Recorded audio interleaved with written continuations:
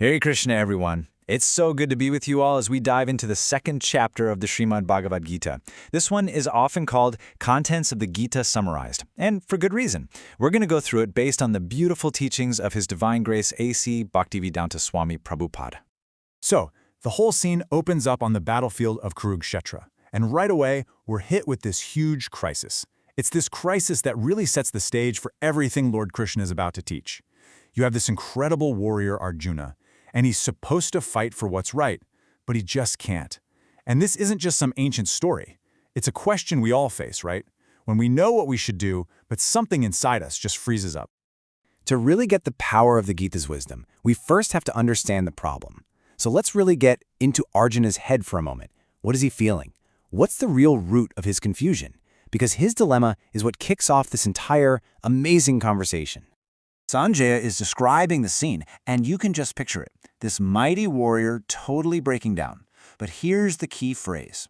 His compassion is material. It's a compassion that comes from thinking, that's my grandfather's body, that's my teacher's body. It's all based on the bodily conception of life, you know? He's grieving for the temporary forms, completely forgetting about the eternal soul that's inside each and every one of them. And you can totally see where he's coming from, can't you? From a worldly point of view, his argument makes sense. He's saying, how can I possibly shoot arrows at my own grandfather, at my own teacher? In the Vedic culture, these are people you're supposed to worship, always. So for him, fighting them feels like the absolute worst kind of sin. This just shows you how deep his material confusion and attachment really go. And right here, this is the turning point of everything.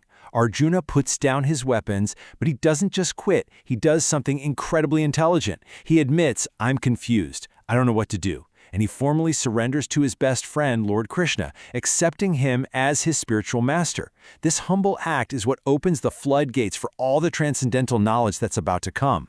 So how does Lord Krishna respond? Well, he doesn't just say, get up and fight. No. He starts with the most basic, fundamental truth of all existence. He introduces Sankhya Yoga. Sankhya is all about analytical study, and he begins by breaking down the difference between the temporary body and the eternal soul. He starts at the very beginning. And boom, with these words, Lord Krishna takes on the role of the teacher.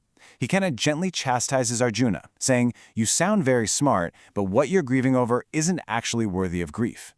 A wise person, a truly learned person, doesn't lament for the body, whether it's living or dead. He's going right to the root of the problem, this idea that I am this body. Let's look at this breakdown. It's so clear.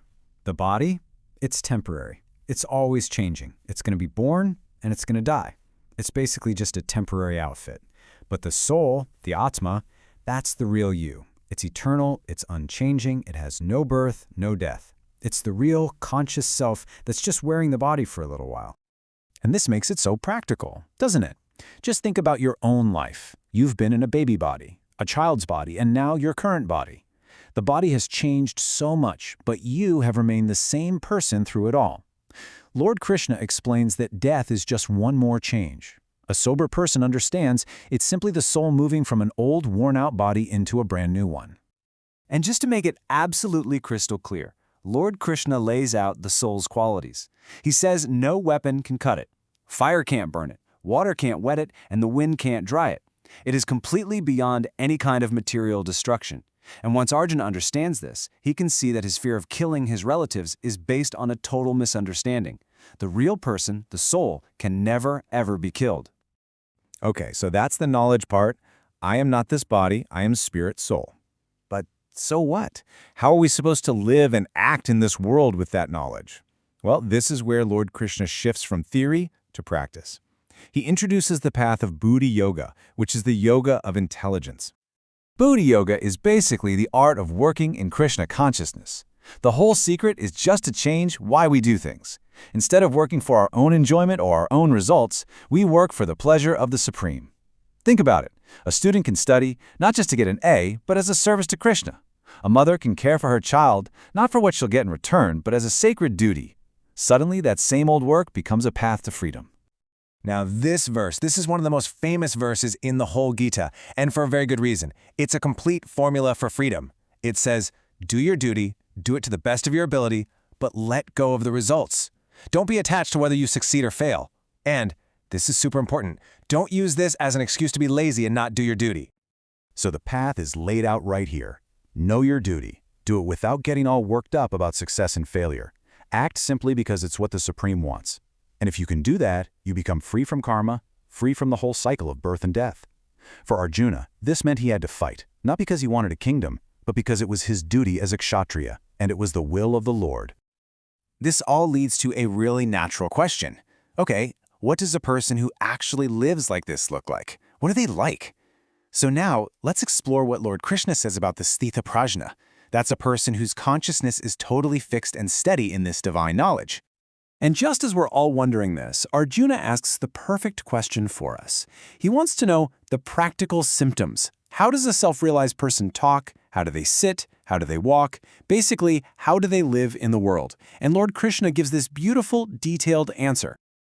And check out this amazing analogy. Lord Krishna compares the self-realized person to a tortoise. You know how a tortoise, at the slightest sign of danger, can just pull its head and legs right into its shell? A person in perfect consciousness can do the same thing with their senses. They can withdraw them from sense objects whenever they want. Their senses aren't the boss anymore. They're perfectly controlled servants.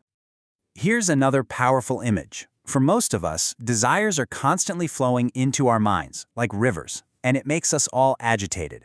But the self-realized soul is like the great ocean. All these rivers of desire can flow in, but the ocean remains calm, deep, and completely still. They are totally undisturbed by it all. So here are the key traits. This person has given up that constant chase for sense gratification. They're free from that false sense of I and mine. They don't have that false ego. And why? Because they're tasting something better. They're experiencing a higher spiritual happiness from within. And that is the real source of their perfect, unshakable peace. This is a really cool concept. It's like these two kinds of people are living in completely opposite realities. For a materialistic person, their daytime is when they're busy trying to enjoy their senses. For the self-realized sage, all that activity is night. It's a state of spiritual darkness.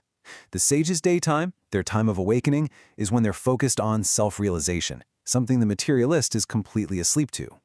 So Lord Krishna wraps up the chapter by describing the ultimate destination, the Brahmi Sthiti. This is it. This is the spiritual platform, the godly life, where you're completely free from all the confusion and anxiety of material life. And the amazing thing is, this is actually our natural original state of being. And here it is, the supreme promise of the whole chapter. This state of consciousness is so powerful that if a person can achieve it, even at the very last moment of their life, liberation is guaranteed. They can go directly from this world to the spiritual kingdom of God. No doubt about it. You know, this final promise isn't just about some far-off goal. It forces us to look at what we're doing right now, today. Is what I'm doing just tangling me up more in material life?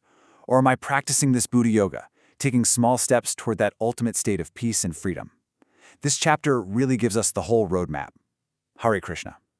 So just to sum it all up, this incredible chapter is like the table of contents for the entire Bhagavad Gita.